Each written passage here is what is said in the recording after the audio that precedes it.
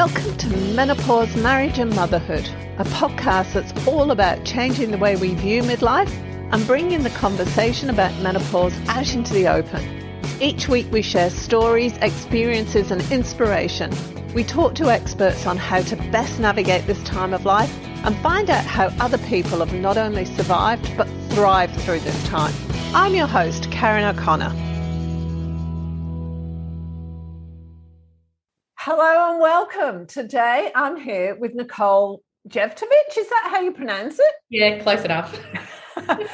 Nicole is the principal solicitor and mediator at Clarity Legal Group. She's doing the juggle with the three husbands. No, she hasn't got three husbands, with the three toddlers and the husband. Oh, that's the best way to start, isn't it? She's now got three husbands. God, one's enough.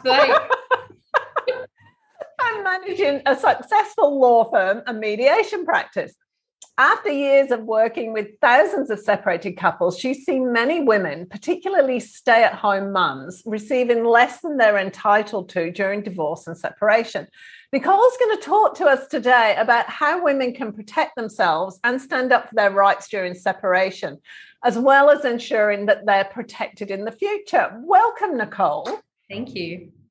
That was a fabulous introduction, wasn't it? I know. We'll get it wrong. Marrying me off to other people. Yeah. So tell me a little bit about yourself, because this is a really specialised area of law, isn't it? How did you end up there, and what is it exactly that you do? Yeah, so I'm a family lawyer. I'm also a mediator. When I've got my lawyer hat on, I can't be a mediator. When I'm a mediator, I can't be a lawyer. So it really is two very distinct areas, but having the background in family law as a lawyer really helps me when I'm mediating disputes. How I got into it, it was more organic, really. You know, when I originally first finished my law degree and started practicing, I was actually a criminal lawyer. So I was defending the criminals. That's what I was doing. Okay. Yeah. And I started doing a little bit, and, you know, I was like young, I was in my early 20s, and I started doing a bit of family law, but it's really only when I had kids that I really became passionate about family law and helping parties resolve those disputes. I think it just gave me that little bit of insight into understanding what actually happens when people separate and how important your kids are to you. I think until we have kids, we really can't.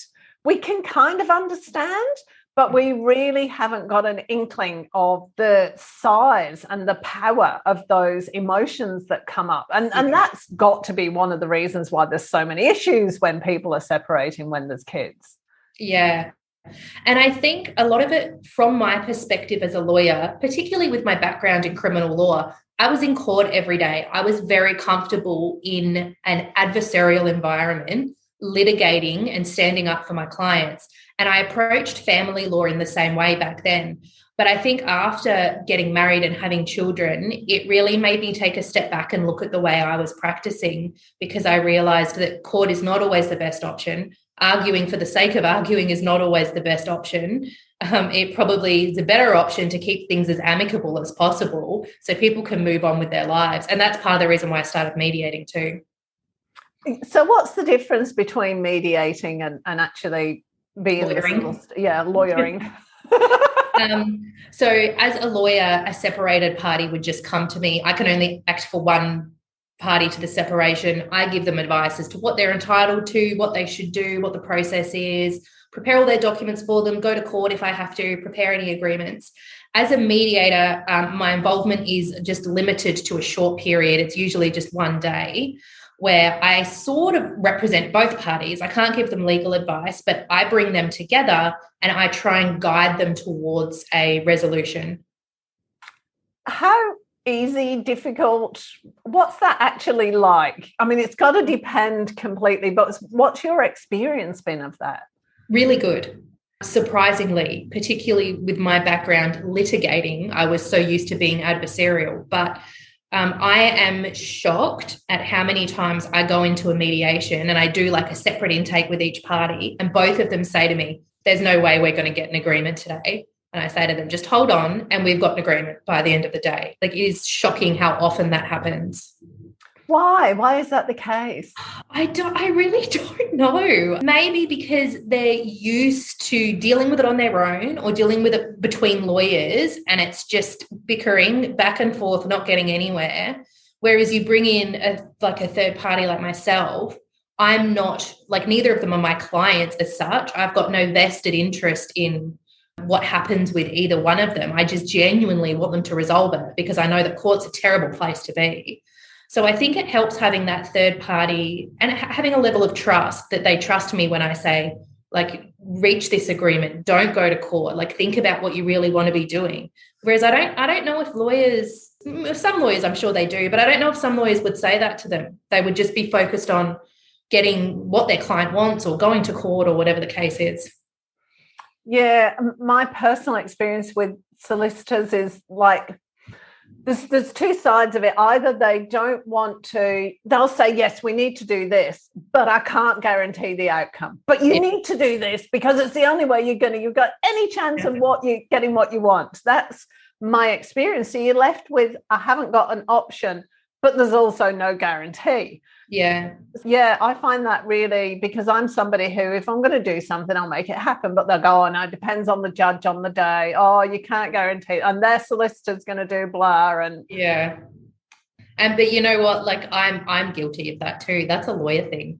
And that's why, as a mediator, like, even when I'm as a lawyer, I do try and get parties to reach an agreement because of that reason. It's true. You just don't know what will happen in court. You know, we're guided by precedent, we're guided by the cases we've had before us and the law, but really it's the unknown. And that's the benefit of mediation, is that you know what the outcome is. There is no risk. Like, you've got the agreement, you know what's happening. Someone else isn't making the decision for you. You're choosing your own future. I'd never actually thought of it like that, because mediation, it kind of has always landed for me as this is your final chance before you start battling in court. Whereas we could look upon mediation as, why aren't we doing that first? Let's sit down and really resolve things. Yeah, I agree. I am, like I said, I'm just shocked at the amount of matters that resolve when neither party thought that it would resolve. And no one's ever 100% happy at the end of the day, but majority of the time, people are happy enough with the outcome and they're glad they didn't spend tens of thousands of dollars on lawyers going to court. Yeah. So after years of working with thousands of separated couples, she's seen many women, particularly stay-at-home mums, receiving less than they're entitled to during divorce and separation. Let's go down that path for a little bit. Could talk about this for hours. All right, off we go. So what was your first experience with that? What happened? Oh, I couldn't point a finger at what my first experience is, but I can tell you what my most common experience is. And, you know, I'm generalizing. Of course, there's exceptions to this, but dealing with a female client is very different than dealing with a male client. Females instinctively don't want to go to court. They want to keep things amicable, particularly when there are kids involved. They don't want to upset everyone. More often than not, I have my female clients saying to me, oh, I don't want to rock the apple cart. I'd just rather settle for this and, like, not upset him, and we'll just go through with it as this agreement or whatever the case is. I think that is one aspect to it. That's why they tend to settle for less. And in a way, I understand that, because for me, I'm talking about property settlement mostly. Money's not important. My mental health and my family are more important than money. So I get that. The other side of it, though, is lack of understanding at what their entitlements are. I every now and then I have a woman come to me and say, oh, look, this is what happened, or this is the way it's settled. I don't know if it's right. I never really got any legal advice, or I got pretty vague advice. And it's an agreement that they're entitled to so much less than they should have been. And so they've continued living their lives. They're generalizing again, but husband's worked throughout the relationship, built up his career. Wife has stayed at home, put her career on hold, looked after the children or child, the house, whatever it is. He says, I made more than you, so I should get more than you. And she just goes, oh, okay. But that's not how it works. And so then one of the court's considerations, there's plenty, but one is, what are the future needs of the parties and how easily can each party rebuild their lives? So it's often that they'll settle, not understanding that they should have received something else to help them move on with their life, because the husband who's got a successful career can easily rebuild his financial resources and rebuild his life more so than the wife can. So that's something that I'm really passionate about, is ensuring that everyone, including men and women, have access to good quality legal advice before making a decision. And it's not about fighting or getting into an argument. It's just about understanding what your rights are before you settle. Do you find that most women don't know their rights? Is that your experience? Or most people? Let's put it that way. Yeah, I think so. And because it is kind of a confusing area where it's really based on your experience as a lawyer and understanding what's happened in cases beforehand. It's not like anyone could just look up the law and understand what they're entitled to. It is really based on a lawyer's experience and understanding. Yeah, I find that really interesting, that things like tax and accounting and law, you can't do it yourself. You've got to actually get a specialist in, because otherwise you're doing it wrong. You've got no idea what is going on, what the laws are, because they're so big. There's so many of them and they're changing all the time. Yeah, that's right. God, don't ask me about tax. That's definitely not my area of expertise. No ATO, hate the ATO, but they're all doing their job. You know, going back a few paces to what you were saying, when you get to court, it is in effect a lottery, because while we do have laws and we do have guidelines that say X, Y, Z, if the judge or the magistrate has had a bad day, or the previous case was ran over, or they had an argument with their missus this morning, or they crashed their car on the way in, you're going to get a different outcome, because there's a personality involved, isn't there? Yeah, that's exactly right. I suppose, look, technically it shouldn't impact on their decisions, but I think the reality is, of course, it is going to impact somewhat. If you're in a bad mood, you're going to react differently to something than if you were in a better mood. So I think it's inevitable that happens. But not only that, is also there is a huge range of discretion. So it's not just that particular judge on the day and what happened to them. It's the fact that judges do have that discretion. So they've got however many years of their life behind them that would impact on the way they make decisions. And it's still within the range of what the law says is fair, but it might not be what a different judge would have ordered, or it might not be the ideal outcome that you would have gotten if you tried to resolve it outside of court. So what would be your advice to people if they're coming up for, what do you call it? Separation. That's the word. What would the course of action be? The best, like the path of least resistance and best outcome for all parties? Okay, good question. So step number 1, contact a good lawyer and get like proper legal advice and figure out what your questions are, what your entitlements are, what you're trying to achieve. And then don't use the lawyer because they cost a lot of money. See how you go getting somewhere yourself. Obviously, there's exceptions. There's certain situations, particularly domestic violence situations, where it's not safe for you to be communicating with your former partner, which is completely understandable. And there's systems in place to assist you with that. But generally, I think it's really important that people first get proper advice so they know what they're asking for, where they're going, what they want to achieve, and then see how you go trying to get that agreement before you pay a lawyer thousands and thousands of dollars. And it's the same in any industry. There's bad people and good people, because there's the risk that you get a lawyer that's overly litigious that is going to rack up a bill when it could have just been a simple mediation and it would have resolved. Yeah, I want to just go off on a bit of a diversion here in what you were saying then, because you mentioned domestic violence cases. And when you were talking before about women tend to try to avoid confrontation, they'll go, okay, yeah, I don't want to fight. How much does that tie in with not domestic violence itself, but the reporting of domestic violence and the issues that we have when domestic violence cases are brought up in court? Because it can be very, or rape or any of that kind of thing, because it's very he said, she said, isn't it? Yeah. Oh, yeah. We could go talk about that for hours and hours. So I'm also deal with domestic violence law. I operate. The government provides like a duty lawyer service for some of the courts around Queensland. And so on the Gold Coast here, I do a duty lawyer service at the domestic violence court. So I deal with hundreds of cases. And I think the law in relation to domestic violence is very broad. So back in the old days, domestic violence was maybe you had to have a black eye to be able to show that there was domestic violence. That's not what it is anymore. Domestic violence is coercive behaviour, emotional abuse, financial abuse, like verbal abuse, calling someone names, derogatory names is domestic violence. It is very easy to get over that threshold that there has possibly been domestic violence. The issue is how to deal with that as part of family court proceedings, because they're two separate issues. The DV proceedings are completely different to family court proceedings. So whilst you may had a win, like you may have been found that there was domestic violence in your relationship, that's sort of watered down in the family court, for starters, because it has very little role to play in financial settlement. It's quite relevant for parenting matters.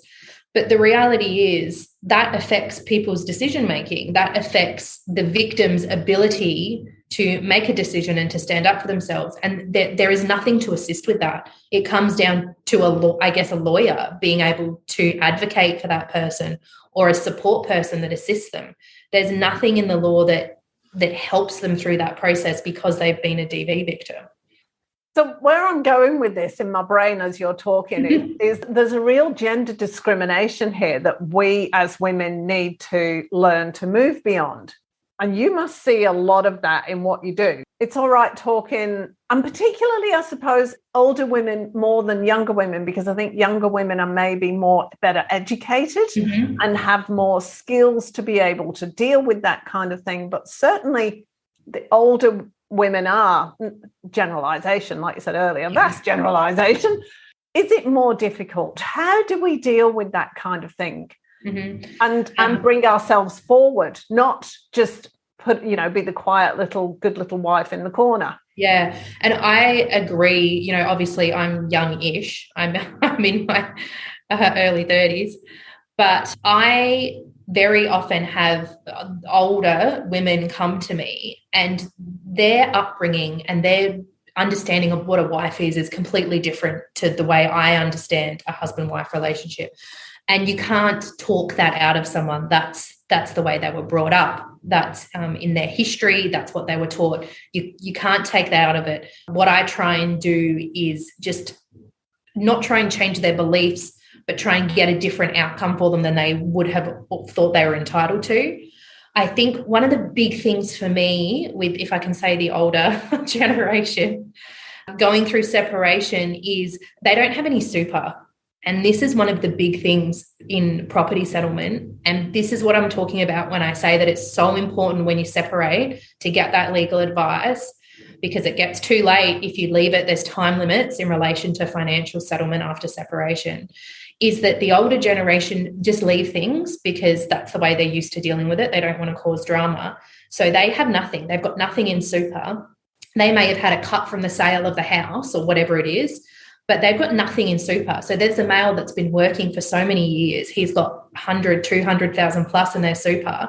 And this poor woman has nothing to retire on. She's worked her whole life, and it is work looking after children. You just don't get paid for it. So she's worked and not been paid super and not been paid, and then has nothing for her future retirement. So I'm really passionate about, it's called a super split in financial settlement, and that sort of equals the playing field. That takes into account the fact that, well, yes, he got to work and earn his super his whole life, but she should receive some of that as her own super out of separation. I didn't know you could do that, because that's really, I'm 58 now, and I haven't worked for a very long time. And I hardly got any super compared to what my husband's got. Yeah. And it is in my thing, well, I didn't work, but I did when we got 4 kids. You worked. And I think sort of women who are older still are in that mindset, well, I didn't work, I didn't earn the money, but I was working way more hours than my husband was. Yeah. Yeah, No I days off. agree. And that's what I mean, is that people just don't realize, or they don't think of it, or they think it's too hard. And it really is quite an accepted practice in the family court that there would be a super split in those sorts of situations. It's not anything crazy that you're asking for. If you're asking for some of his super, it's quite a normal practice. Right, okay. Just out of curiosity, what's the proportion of older divorce or separation to younger that you deal with? Definitely less in the older generations. Maybe like 20% older and most younger. Right. And let's go back to that when people are splitting up, because we got to think of the extended families and everything here. Give me a few stories. I think I'd like to hear some stories. Okay, stories. Well, I've got plenty. What do you want a story about? Best outcome, worst outcome, but funniest outcome is always a good one. Or what? Okay. Yeah. Let me think. Best outcome. Oh, look, that's hard to say, because my view is the best outcome is when a client is relatively happy with what the division is and there hasn't been too much damage of their relationship in the process.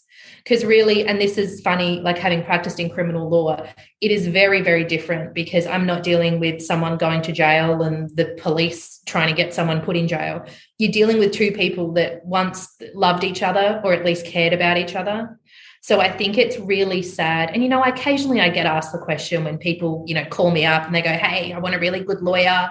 Like, what's your success rate? Like, how many cases have you won? I'm like, well, it's not, you can't, how do you define winning a case? If my client's not miserable at the end of it and doesn't passionately hate the other party, well, then that's success for me.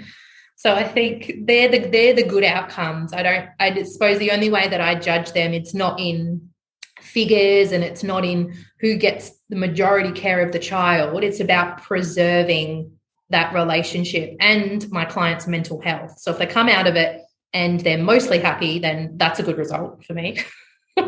What about the impact on the kids? Because that's the hardest thing in a separation, isn't it? Yeah, that's a really hard one, because, you get people who just can't see it. And I get it. Like, I haven't been through, I'm on my first marriage, so I haven't been through a separation yet. So, but, I can imagine it would be traumatizing. And it would be really hard to separate your own feelings from what's going on with these little mini people that you've had with the other person, who you might hate. Like, some of them hate. They end up hating the other party and despising them. So it is hard to protect the children from that. And I think inevitably people make mistakes. They say things in front of the kids or to the kids, or the kids are exposed to conflict. It happens all the time. No one's perfect. And I think that's really important, that people accept that, yes, I shouldn't have done that. Let's do that better next time, rather than just pretending it didn't happen or being like, oh, no, I did nothing wrong. So I think a lot of the conversations I have with my client, when they say, oh, this happened, and I say that you should not be talking to your children about this. And they go, oh, but. And I go, I'm not. This isn't about me telling you you're a terrible person. This is about me acknowledging, like, yes, this is really hard, but this is something that's really important, that you protect your children from this conflict in the future. Is there this is a loaded question, a best age for children when their parents are getting separated? That's funny. Well, I don't know if I can answer that.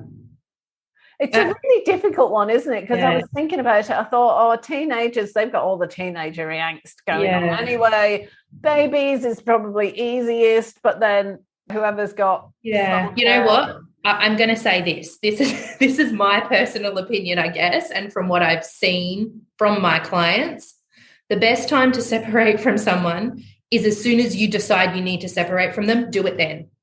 Don't stay together because you want to keep it together for the kids. Don't stay together for financial reasons, because no matter what the age of the children are, that's when they get impacted by it. If you realize that you don't want to be with someone anymore and it's not working out, well, then that's it.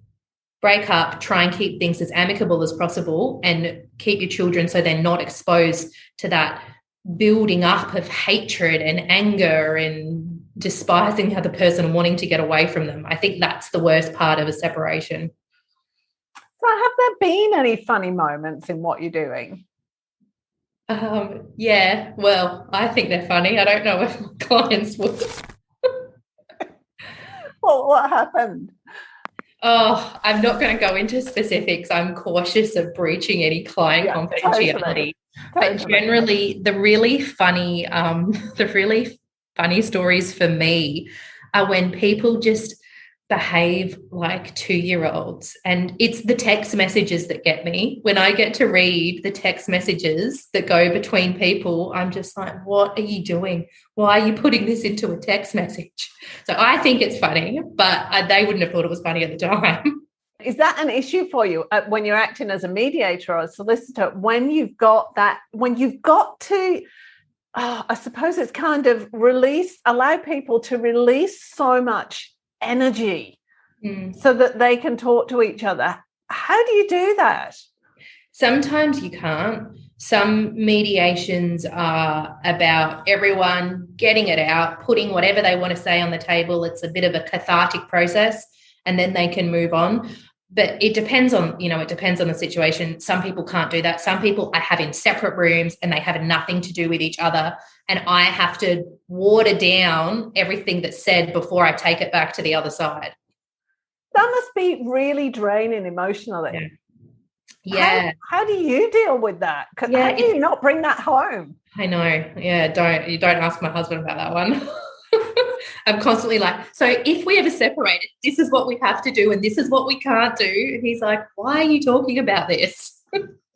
I think it's really hard to deal with those emotions during a mediation as a mediator, because when I'm lawyering, I don't really know the other party. All I'm doing is I'd never speak to the other party. I only talk to my client. So I'm quite invested in them alone. But as a mediator, I talk to both of them and I feel for both of them. And so I'm invested on both of them getting a good outcome. And that is way more draining than when I am representing someone as a lawyer, because I'm constantly running back and forth between these two parties and I genuinely want them to get an agreement, and I'm trying to make sure I don't upset this person, and I know that one thing that they said would probably upset the other party, so I've got to try and water that down a bit. So it's definitely more emotionally draining to be a mediator than it is to be a lawyer.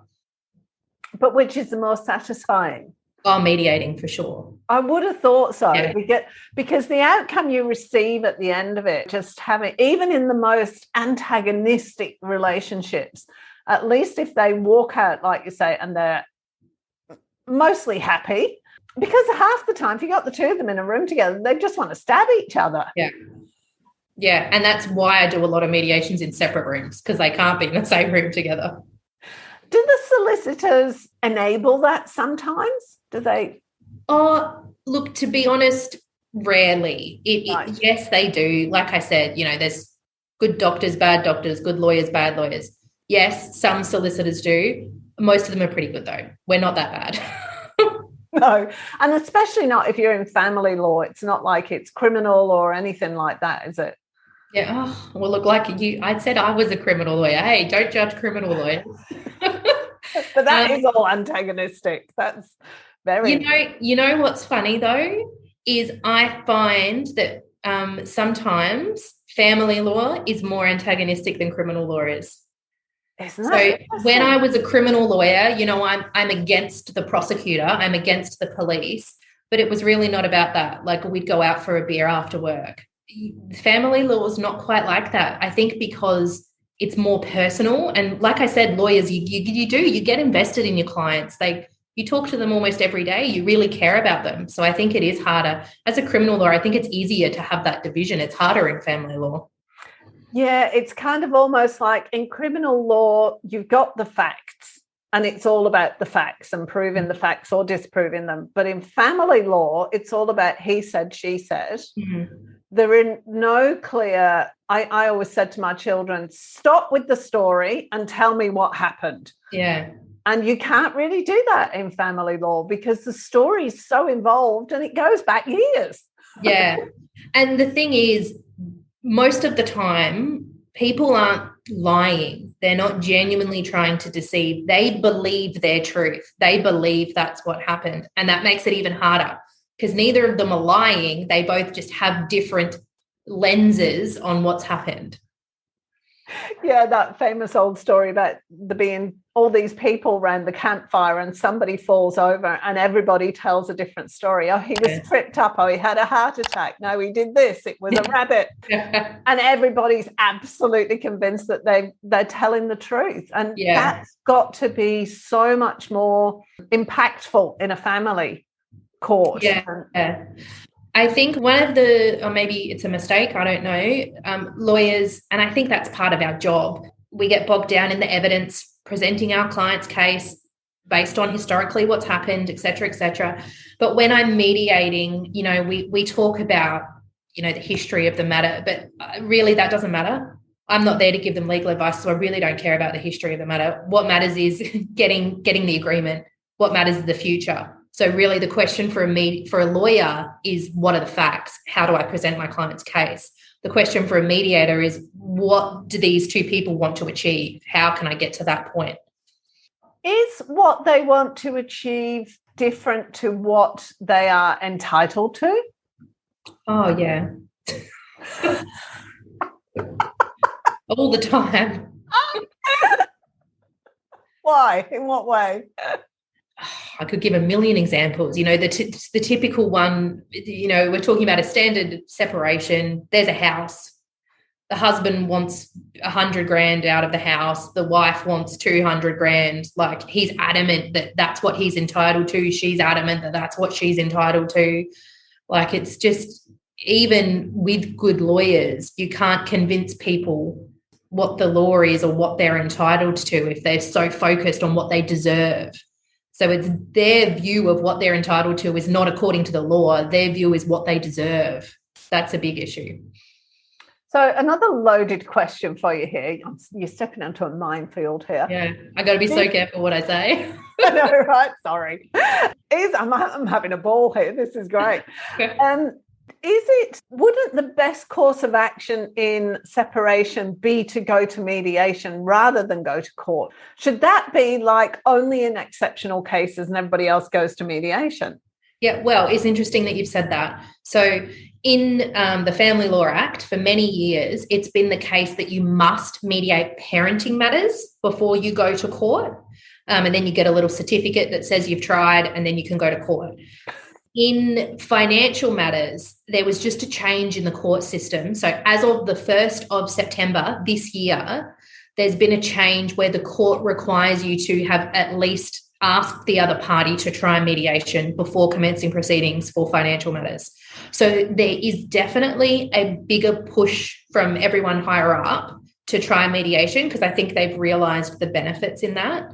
Back to your question of, is it better just to mediate and not ever go to court? I do not agree with that, because there are situations where you have a completely unreasonable other party who has all of the control, like in DV situations. You can't mediate with people like that. And very often it's wife leaves the house, flees a DV situation, is stuck in refuge with the kids. He's got all the money, all the financial control. He's living in the house. Do you really think that he's going to mediate, particularly with a DV background? She needs to apply to the court to get that court intervention and that order so she can make sure she's protected. How quickly does it take for that to come through? Because that is a vile situation, taking your kids and having to live in a shelter of some kind. How long does it take? It can take months. Right. It's not, justice is not quick in the family court. Oh, this is a huge issue in our industry. The court is just, I don't know whether there's not enough government funding, maybe. There's a huge backlog. They're trying, with this new change that came through in September, they're really working hard to try and get matters through as quick as they can.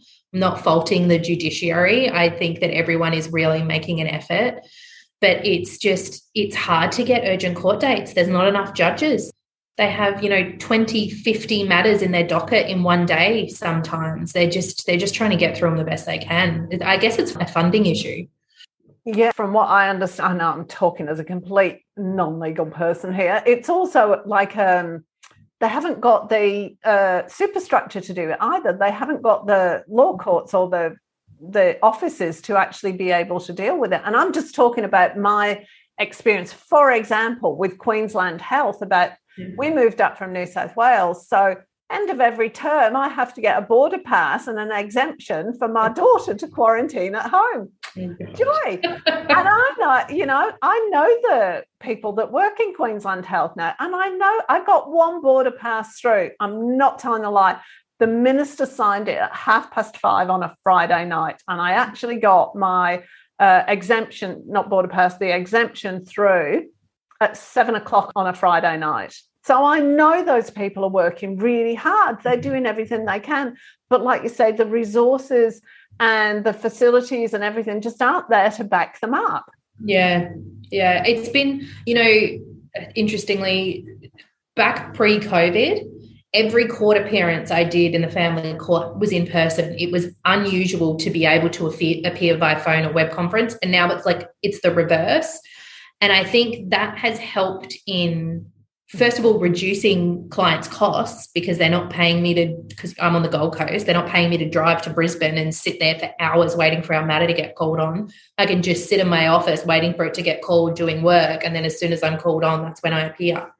So that has definitely assisted. Interestingly enough, that's the one good thing that COVID has brought. I think it's really forced, and because the legal profession is quite old and a bit stuck in their ways, and I think that really pushed everyone quickly into having to progress into the future, and it's helped. So that's the one good thing that's come out of COVID for us. Yeah, totally agree with you on that, Matt, because we do property development, and my husband used to despair because the solicitors would want to hand over checks and stand on the court steps to exchange documents. Yeah. My husband's like, do it online. Yeah. I know, it's nuts, isn't it? But no, I don't trust those things. Well, why not? The rest of the world's doing it. Yeah. So we're going to start wrapping up in a minute. Tell me, what would you like to get out there? I mean, we've had a fabulous conversation that's just kind of meandered all over the place. But what is it you really want to get across to people? I think the biggest thing is make sure that you get just that initial legal advice. Even if you don't use a lawyer, you don't have to have a lawyer to separate. You know what I mean? You don't have to make it hard, but just at least get that advice so you know what your entitlements are, or even the process and what the risks are if you don't use a lawyer or if you don't finalize your agreements properly. I just think it's crazy how many people just sort of figure out their way through it and make so many mistakes along the way. And there's so many, like I do free initial consults. Heaps of lawyers do free initial consultations where you can just have a chat with a lawyer and just get the basics, just so you've got a little bit of advice. And particularly for women, the Women's Legal Service, the Queensland Women's Legal Service, they provide a free consultation to anyone that makes an inquiry with them. So anyone who is, worried about the cost that a lawyer might be, the Queensland Women's Legal Service provide a free consult, and they're just like, I volunteer there. It's just normal lawyers that volunteer there. So you are getting proper legal advice from them. So that's the big takeaway I want people to take away from today. Thank you. The other thing I was going to ask you, I meant to ask you earlier on, but we kind of got sidetracked. How do you tell what a good lawyer is? So you said find a good lawyer. Look, I couldn't even say. I think it's about speaking with them and feeling comfortable with them and not getting caught up, because lawyers, a lot of us, we're storytellers. We appear in court. We're used to presenting ourselves and making people think we're amazing. That's just part of what lawyers do. So I think, and people get caught up in that, but you can always trust your instincts. I can't even tell you how many times I've had clients come to me that have said, oh, I went with this lawyer and it's at a fancy law firm and I thought that was the best way to go, and they really talked it up and they said I'd be entitled to this huge amount, but I just had to pay all this money first. They're like, I thought it was wrong, but I just got stuck. That's the issue. You really need to not focus on what lawyers are saying, because we're very good at talking. That's our job.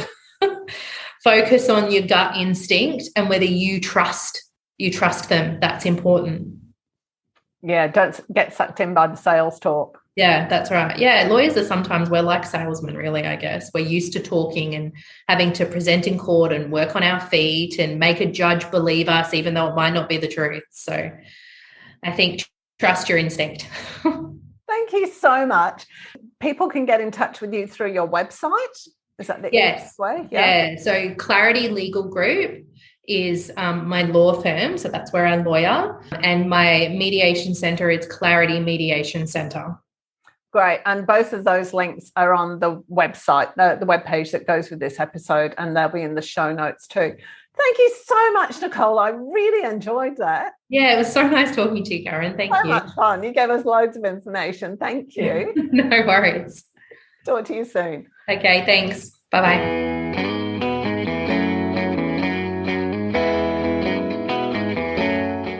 Thanks for joining us this week on Menopause, Marriage and Motherhood. Make sure you subscribe to the show on your favourite player, and while you're at it, we'd love you to leave us a rating on iTunes, or if you'd simply tell a friend about the show, that would be amazing too. Be sure to tune in next week for the next episode, and remember, if you're busy thinking about what you can't have, how on earth are you going to enjoy what you can have? See you next week.